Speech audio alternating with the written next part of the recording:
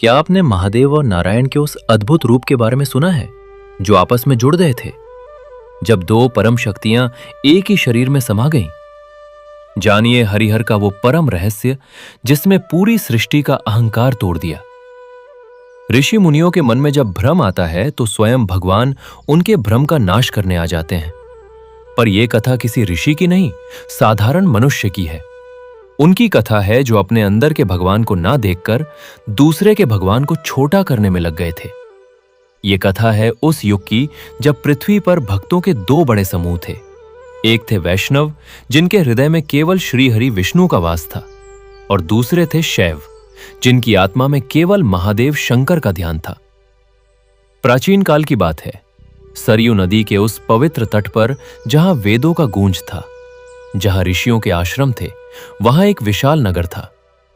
उस नगर के दोनों ओर दो बड़े मंदिर थे। एक मंदिर था श्री रंगनाथ जी का, जहां भगवान विष्णु शेष शैया पर विश्राम कर रहे थे, और दूसरा मंदिर था भोलेनाथ का, जहां शिवलिंग स्थापित था, जिसकी पूजा से मनुष्य के सारे पाप धुल जाते थे। दोनों मंदिरों के पुजारी बड़े विद्वान थे, लेकिन उनकी विद्वत्ता में एक दोष आ गया था, अहंकार। वैष्णव पुजारी कहते थे, नारायण ही परम ब्रह्म है। ये जो शिव हैं, ये तो केवल विनाश करते हैं। ये तो भस्म में रहते हैं, श्मशान में रहते हैं, सर्पों से घिरे रहते हैं। इन्हें हमारे भगवान के सामने क्या दर्जा। वैष्णव समाज का सरदार एक बड़ा धनी व्यापारी था, जिसका नाम था विष्णुदास। उसके पास धन था, गाड़ियां थीं, सेना थी, और सबसे बड़ा था मेरा भगवान बड़ा का अहंकार। दूसरी ओर शैव पुजारी था, जिसका नाम था शिवदास। वो भी बड़ा विद्वान था, तपस्वी था। उसकी जीभ पर केवल ओम नमः शिवाय का जाप रहता था। वो कहता था, महादेव ही देवों के देव हैं। ये विष्णु जी तो उनके ध्यानी हैं, उनके सेवक हैं। भगवान शिव के बिना तो ये सृष्टि है ही नहीं। विष्णु जी तो केवल पालनहार है, लेकिन संहार करता तो महादेव ही है, और संहार के बिना सृष्टि अधूरी है। दोनों के बीच ये वैचारिक विवाद इतना बढ़ गया कि वे एक दूसरे के मंदिरों में जाकर भक्तों को रोकने लगे। एक दिन ऐसा आया जब सरयू नदी के तट पर दोनों पक्ष एकत्रित हो गए। हाथों में न केवल तुलसी की मालाएं और रुद्राक्ष थे, बल्कि तलवारें और भाले भी थे।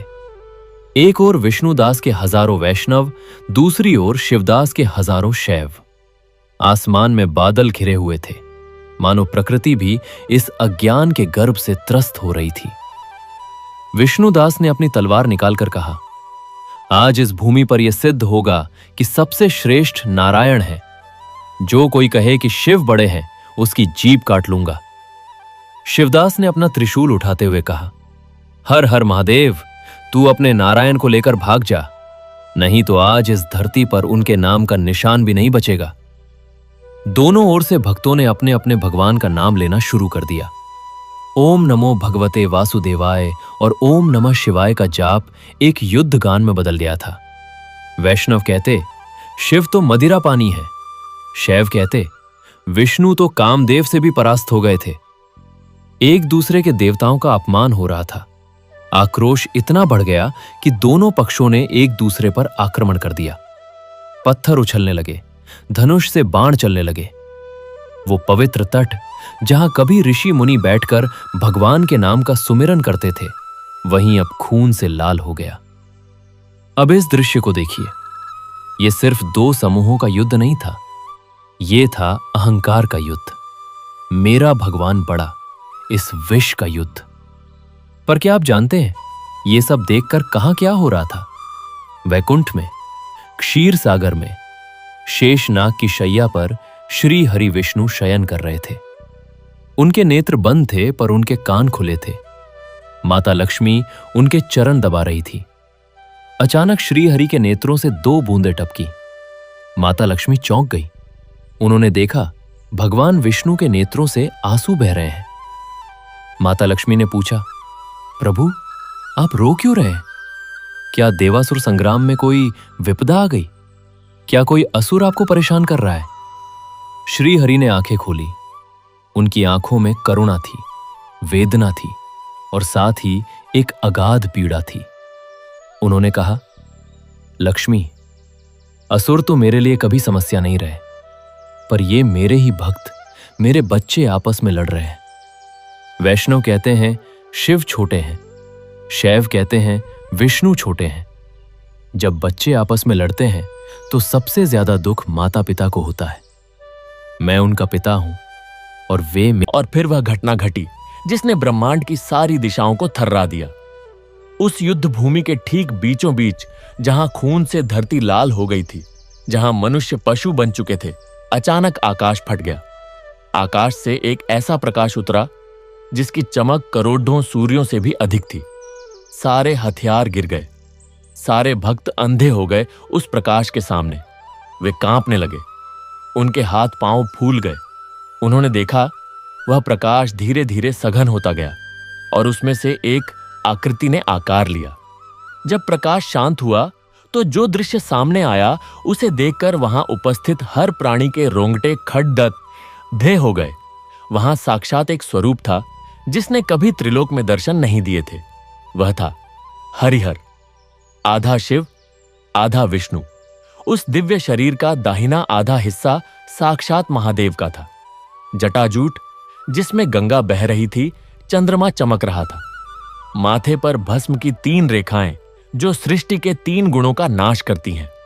गले में वासुकी नाग लिपटा हुआ था जिसकी फन फैली हुई थी। कंठ नीलकंठ था, विष का कलश। हाथ में त्रिशूल था जो अहंकार, मोह और क्रोध का नाश करता है। कटी में बाघंबर बंधा था जो वैराग्य का प्रतीक था। भस्म में लिपटा वह शरीर गौर वर्ण का था, जैसे कपूर का टुकड़ा हो, और उसी शरीर का बायां आधा हिस्सा श्री हरि विष्णु का था। मस्तक पर स्वर्ण मुकुट था जो समस्त ब्रह्मांड के राजा का प्रतीक था। मस्तक पर श्रीवत्स चिन्ह था, कानों में कुंडल थे, गले में वैजयंती माला थी जो सृष्टि के सारे रत्नों से बनी थी। वक्षस्थल पर श्रीवत्स का चिन्ह था। कटी में पीतांबर वस्त्र था जो ज्ञान का प्रतीक है।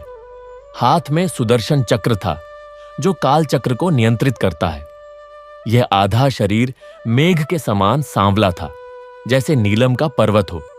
दोनों आधे शरीर एक साथ जुड़े हुए थे। एक ही शरीर में 2 रूप, एक ही धड़ में 2 सिर नहीं, बल्कि एक ही मस्तक था, पर उस मस्तक पर आधा चंद्र था और आधा मुकुट। एक ही हृदय था, पर उस हृदय पर आधा श्रीवत्स था, आधा भस्म। एक ही नाभि थी, पर उस नाभि से एक और कमल निकल रहा था जिस पर ब्रह्मा जी विराजमान थे, और दूसरी ओर से गंगा की धारा निकल रही थी जो पृथ्वी पर पापों का नाश कर रही थी। एक ही पैर था, पर एक ओर पीतांबर था और एक ओर बाघंबर। यह देखकर विष्णुदास और शिवदास दोनों के हाथों से हथियार छूट गए। उनके पांव जमीन पर जद्दहाचिया हो गए।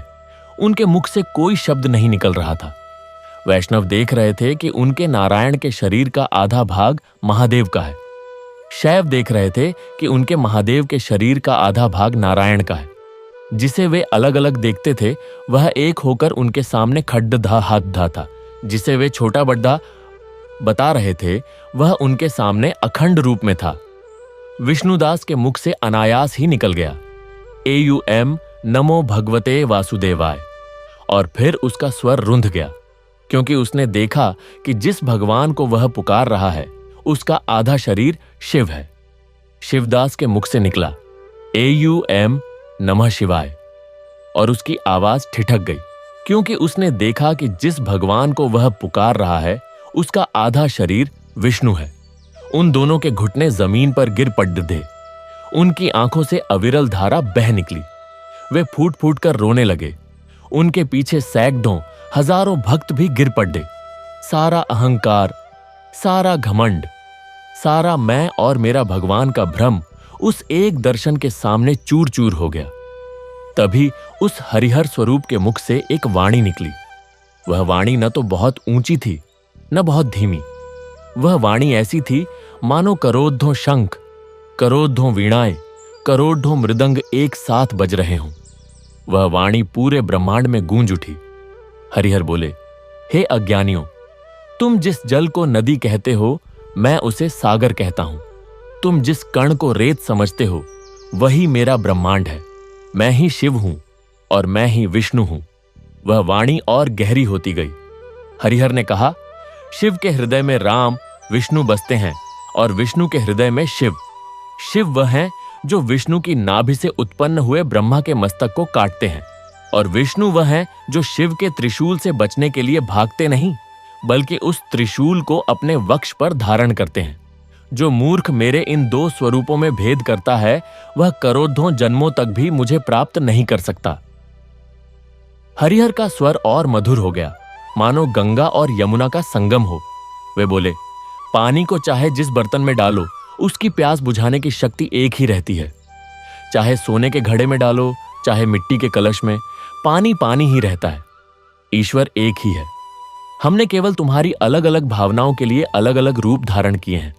कोई मुझे राम कहकर पुकारता है, कोई रहीम कहकर, कोई करीम कहकर, कोई केशव कहकर, कोई शंकर कहकर, पर मैं हूं वही जो सबके हृदय में बैठा हूं। उस वाणी को सुनकर उन भक्तों का रोना और भी तीव्र हो गया। वे जमीन पर पोडित देते हुए थे, अपने सिर झुकाए हुए।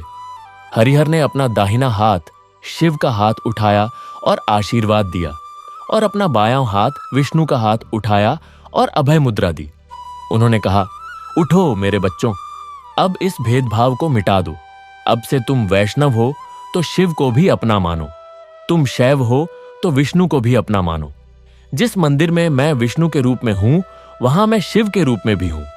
जिस मंदिर में मैं शिव के रूप में हूं, वहां मैं विष्णु के रूप में भी हूं। उस दिन के बाद उस नगर में फिर कभी वैष्णव और शैव में विवाद नहीं हुआ। उन दोनों ने मिलकर एक नया मंदिर बनवाया, जिसका नाम रखा हरिहर मंदिर। उस मंदिर में कोई मूर्ति नहीं थी, केवल एक दीपक था जो दिन रात जलता रहता था। और कहते हैं, आज भी उस मंदिर में जो भी श्रद्धा से जाता है, उसे हरिहर के दर्शन होते हैं। आधा शिव, आधा विष्णु। अब इस कथा को अपने हृदय में उतारिए। यह कथा सिर्फ उस प्राचीन नगर की नहीं है, यह कथा आज के इस युग की भी है। आज का मनुष्य उसी भेदभाव में जी रहा है। आज भी कोई कहता है मेरा राम बडद्धा, तो कोई कहता है मेरा अल्लाह बडद्धा। कोई कहता है मेरा गुरु सच्चा, तो कोई कहता है मेरा पैगंबर सच्चा। आज भी धर्म के नाम पर लोग लद्दे चढ़ रहे हैं। आज भी मंदिर और मस्जिद के नाम पर खून बह रहा है। आज भी वही अहंकार है, वही मैं और मेरा भगवान का घमंड है। पर क्या आपने कभी सोचा है, जब हम धर्म के नाम पर लद्दते हैं, तो हम किससे लद्दहाते हैं? हम उसी ईश्वर के बच्चों से लद्दहाते हैं जिस ईश्वर को हम मानते हैं। हम कहते हैं हमें ईश्वर से प्रेम है, पर उसके बच्चों से घृणा करते हैं। ये कैसा प्रेम है? ये तो वैसा ही है जैसे कोई माँ कहे कि मुझे अपने बच्चे से प्रेम है, पर दूसरे के बच्चे को देखकर जलने लगे। आज का इंसान अपने ही अहंकार को धर्म मान बैठा है। वह भूल गया है कि धर्म का अर्थ है जो धारण कर लिया जाए। धारण क्या करना है? धारण करना है प्रेम, धारण करना है करुणा, धारण करना है सत्य, धारण करना है अहिंसा। पर आज धर्म का अर्थ हो गया है मैं सही, तू गलत। यह अहंकार ही सबसे बड़ा पाप है। यह अहंकार ही वह दीवार है जो मनुष्य को मनुष्य से अलग करती है और मनुष्य को ईश्वर से भी अलग करती है। जो इंसान दूसरे के विश्वास का सम्मान नहीं कर सकता, वह कभी ईश्वर का भक्त नहीं हो सकता। क्योंकि ईश्वर का भक्त वह है जो सब में ईश्वर को देखता है, जो कहे कि मेरा भगवान ही एकमात्र सच्चा है, दूसरों के भगवान झूठे हैं। वह भगवान को छोटा करता है। भगवान इतना विशाल है कि उसमें सारे रूप समा जाते हैं, सारे नाम समा जाते हैं। भगवान ने कभी किसी धर्म को नहीं बनाया, भगवान ने बनाया है मनुष्य को। धर्म तो मनुष्य ने बनाए हैं अपनी सुविधा के लिए, अपने समाज के लिए, पर भगवान एक ही है जिसके असंख्य नाम हैं। यह कथा हमें यह सिखाती है कि सच्ची भक्ति वह है जहां भेदभाव की दीवारें गिर जाएं। सच्ची भक्ति वह है जहां हर प्राणी के भीतर उसी एक परम शक्ति का दर्शन हो। जब तुम किसी की पूजा करते हो तो समझो कि तुम उसी एक की पूजा कर रहे हो, चाहे उसका नाम कुछ भी हो। जब तुम किसी मंदिर में जाते हो तो समझो कि तुम उसी एक के घर जा रहे हो, चाहे उस घर का रंग रूप कुछ भी हो। अब इस कथा को और गहराई से समझिए। मनोवैज्ञानिक दृष्टि से देखें तो यह अहंकार कहां से आता है? यह अहंकार आता है असुरक्षा की भावना से। मनुष्य को लगता है अगर मैं यह मान लूं कि दूसरे का भगवान भी सच्चा है तो शायद मेरा भगवान छोटा हो जाएगा। पर भगवान कभी छोटा नहीं होता। भगवान तो वह है जिसके आगे सब कुछ छोटा है। हमारी समझ छोटी है, हमारा बुद्धि छोटी है, हमारा प्रेम छोटा है, पर भगवान असीम है। उसे छोटा करने की कोशिश करना अपनी ही अज्ञानता को दर्शाना है। जब तुम कहते हो मेरा भगवान बड्ढा है तो तुम ये कह रहे हो कि भगवान को मापा जा सकता है। भगवान को मापा नहीं जा सकता। वह हर जगह है, हर कण में है, हर प्राणी में है। जब तुम कहते हो कि मेरा भगवान सच्चा है, तुम्हारा झूठा, तो तुम भगवान को अपनी जेब में रख लेते हो। पर भगवान जेब में नहीं रहता। भगवान तो हृदय में रहता है, और हृदय तो सबका एक जैसा होता है। हिंदू का हृदय, मुसलमान का हृदय, ईसाई का हृदय, सिख का हृदय, सब एक जैसा धधकता है, और उस धधकन में वही एक परमात्मा बैठा है। यह हरिहर का स्वरूप हमें यह बताता है कि विरोधाभास एक साथ रह सकते हैं। शिव वैरागी हैं, विष्णु भोगी हैं। शिव संहारक हैं, विष्णु पालनहार हैं। शिव भस्म लगाते हैं, विष्णु चंदन लगाते हैं। शिव श्मशान में रहते हैं, विष्णु वैकुंठ में। पर ये दोनों एक ही सिक्के के दो पहलू हैं। जीवन में भी ऐसा ही है। जीवन में सुख और दुख दोनों हैं, दिन और रात दोनों हैं, जन्म और मृत्यु दोनों हैं। ये विरोधी नहीं हैं, ये एक ही सत्य के दो रूप हैं। जो इनमें भेद करता है वह जीवन को नहीं समझ पाता। आज मनुष्य की सबसे बड़ी समस्या यह है कि वह भेदभाव में जी रहा है। वह अपने घर में भेदभाव करता है। मेरा बेटा, मेरी बेटी, मेरा बड़द्दा, मेरा छोटा। वह समाज में भेदभाव करता है। मेरी जाति, मेरा धर्म, मेरा वर्ग। वह देशों में भेदभाव करता है। मेरा देश, तेरा देश। और इन सब भेदभावों की जद्दया है अहंकार। यह अहंकार ही है जो उसे यह भूला देता है कि हम सब एक ही मिट्टी से बने हैं, एक ही पानी से बने हैं, एक ही प्राण से जी रहे हैं। जब तुम इस अहंकार को छोड़ देते हो तो तुम हरिहर के दर्शन करने लगते हो। तुम हर प्राणी में शिव को देखने लगते हो जो सबका कल्याण करता है। तुम हर प्राणी में विष्णु को देखने लगते हो जो सबका पालन करता है। तब तुम्हें कोई छोटा नहीं लगता, कोई बड्ढा नहीं लगता। सब बराबर हैं, सब एक ही परम सत्ता के अंश हैं। इस कथा में एक और गहरा रहस्य है। हरिहर का स्वरूप केवल दो देवताओं का मिलन नहीं है, यह पुरुष और प्रकृति का मिलन है। शिव को पुरुष कहा गया है और विष्णु को प्रकृति का स्वामी, पर यहां वे एक हो जाते हैं। यह बताता है कि जीवन में पुरुष और प्रकृति, पुरुष और स्त्री, आत्मा और शरीर, ये सब एक ही सत्य के दो रूप हैं। जो इन्हें अलग करता है वह जीवन के रहस्य से वंचित रह जाता है। अब सुनिए, जब हरिहर ने दर्शन दिए तो उस क्षण उस युद्ध भूमि का क्या हुआ। वहां खून की जगह फूल बिछ गए। वहां हथियारों की जगह तुलसी और बिल्वपत्र बिखर गए। वहां जो आक्रोश था वह करुणा में बदल गया। वैष्णव और शैव एक दूसरे से लिपट कर रो रहे थे। वे एक दूसरे से कह रहे थे, मैंने तुम्हारे भगवान का अपमान किया, मुझे क्षमा कर दो। और दूसरा कह रहा था, नहीं, मैंने तुम्हारे भगवान का अपमान किया, तुम मुझे क्षमा करो। वह दृश्य देखने लायक था। जहां कुछ क्षण पहले तलवारें चमक रही थीं, वहां अब आलिंगन हो रहे थे। जहां गालियां गूंज रही थीं, वहां अब हरिहर के मंगलमय नाम गूंज रहे थे। हरिहर भगवान उस दृश्य को देखकर मुस्कुरा रहे थे। उनके नेत्रों से अब करुणा के आंसू नहीं बल्कि आनंद के आंसू बह रहे थे। तब हरिहर ने अंतिम वाणी दी। उन्होंने कहा, मेरे बच्चों, अब तुम समझ गए। अब जब कभी भी तुम्हारे मन में यह भेदभाव आए कि कौन बड़िदा है और कौन छोटा, तो इस हरिहर रूप को याद करना। याद रखना, जैसे यह शरीर एक है पर दो रूप दिखता है, वैसे ही यह सारा ब्रह्मांड एक है पर अनेक रूपों में दिखता है। सब रूप मेरे हैं और मैं सब रूपों में हूं। अब जाओ और इस सत्य को सब जगह फैलाओ। उस दिन के बाद विष्णुदास और शिवदास दोनों सन्यासी बन गए। उन्होंने सारा धन दौलत त्याग दिया। वे दोनों साथ साथ चलने लगे। एक के हाथ में तुलसी की माला थी, दूसरे के हाथ में रुद्राक्ष की माला। एक के मस्तक पर चंदन का तिलक था, दूसरे के मस्तक पर भस्म की 3 रेखाएं। पर वे दोनों एक साथ थे। वे जहां जाते वहां लोगों को यही सिखाते, एक है ईश्वर, उसके अनेक नाम हैं। शिव और विष्णु में कोई भेद नहीं, हरि और हर एक हैं। वे कहते थे, हे मनुष्य, तू क्यों भटक रहा है? तू क्यों अपने ही अहंकार में जल रहा है? तू जिसे शिव कहता है वही विष्णु है, तू जिसे विष्णु कहता है वही शिव है। जैसे दूध और दही अलग अलग हैं, पर दोनों दूध से ही बने हैं, वैसे ही शिव और विष्णु अलग अलग हैं, पर दोनों एक ही परम ब्रह्म से उत्पन्न हैं। आज इस कथा को सुनकर आपके मन में जो भाव आ रहा है उसे दबाइए मत। अगर आंखें नम हो रही हैं तो होने दीजिए, अगर रोंगटे खड़े हो रहे हैं तो होने दीजिए। यह हरिहर का स्पर्श है। यह वह स्पर्श है जो आपके अहंकार की दीवारों को ढा रहा है। यह वह स्पर्श है जो आपको आपके असली स्वरूप से मिला रहा है। अब इस कथा को और आगे बढ़ाते हैं। यह हरिहर का स्वरूप केवल एक दर्शन नहीं है, यह एक अनुभव है। जब आप इस भेदभाव को छोड़ ढेम्बी देते हैं तो आपके भीतर एक ऐसा परिवर्तन आता है जो आपके जीवन के हर पहलू को बदल देता है।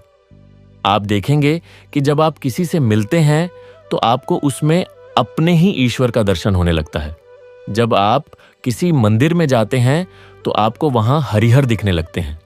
जब आप किसी दूसरे धर्म के व्यक्ति से मिलते हैं तो आपको उसकी आस्था में भी वही श्रद्धा दिखने लगती है जो आपकी अपनी आस्था में है। यह परिवर्तन कोई बाहरी नहीं है, यह आंतरिक है। यह आपके हृदय का परिवर्तन है। जब आपका हृदय बदल जाता है तो आपकी दुनिया बदल जाती है।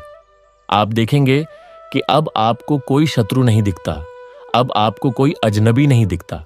सब अपने लगते हैं, सब एक ही परिवार के सदस्य लगते हैं। और यही तो है सच्ची भक्ति, सब में एक को देखना और एक में सबको देखना। अब इस कथा के मूल में जाए। ये कथा हमें बताती है कि धर्म के नाम पर लड्ढाना कितनी बड़द्दी अज्ञानता है। धर्म का नाम लेकर हम जो हिंसा करते हैं वह हिंसा धर्म के खिलाफ है। धर्म कभी हिंसा नहीं सिखाता। धर्म सिखाता है प्रेम, धर्म सिखाता है करुणा, धर्म सिखाता है सहिष्णुता। पर हमने धर्म को अपने अहंकार का हथियार बना लिया है।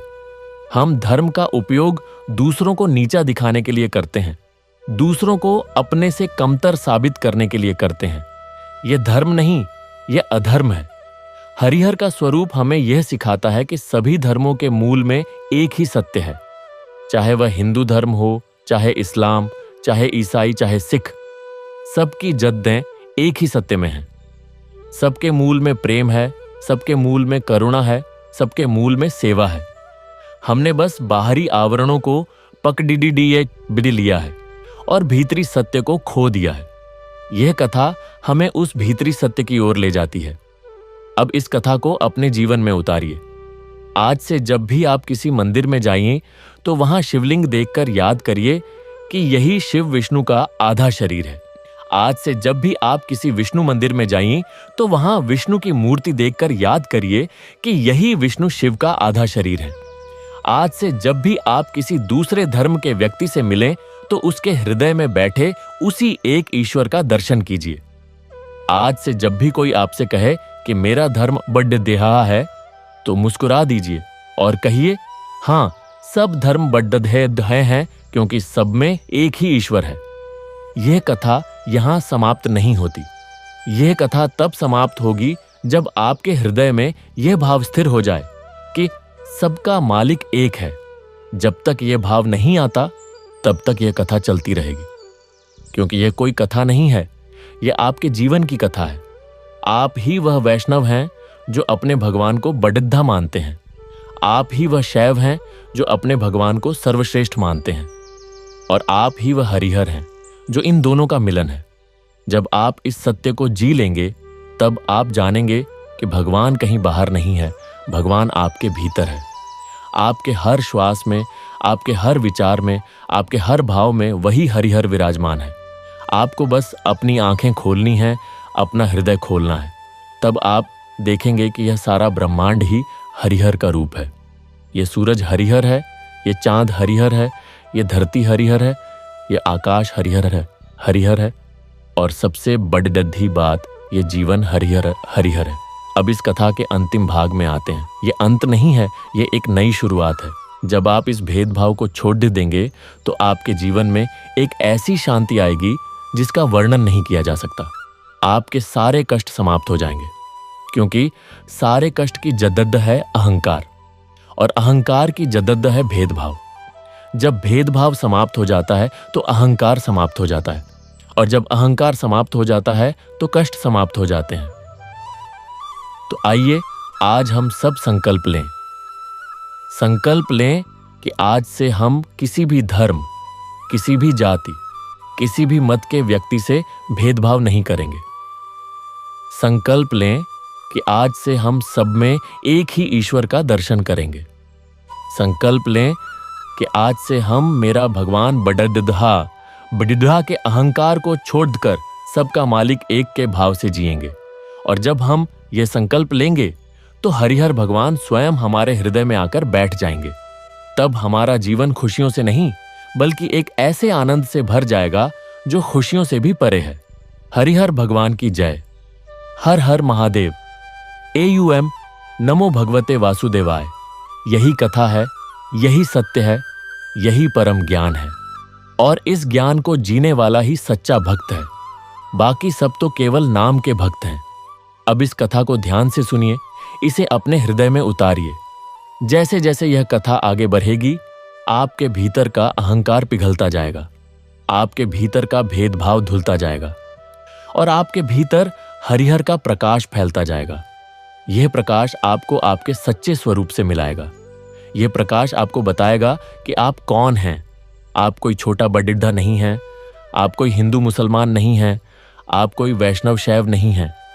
आप हैं वही परम सत्ता का एक अंश जो सब में है और सब कुछ है। ये कथा यहाँ थोड़ी देर रुकती है पर समाप्त नहीं होती। जैसे ही आप तैयार होंगे ये फिर से शुरू हो जाएगी, क्योंकि ये कथा आपकी है, ये कथा आपके जीवन की है। और जब तक आप इस सत्य को नहीं जी लेते तब तक यह कथा चलती रहेगी। तो आइए अब इस कथा को अपने जीवन में उतारें और देखें कैसे हरिहर भगवान आपके हर कदम पर, आपके हर श्वास पर, आपके हर विचार पर विराजमान हो जाते हैं। हरिहर भगवान की जय। हर हर महादेव। AUM नमो भगवते वासुदेवाय।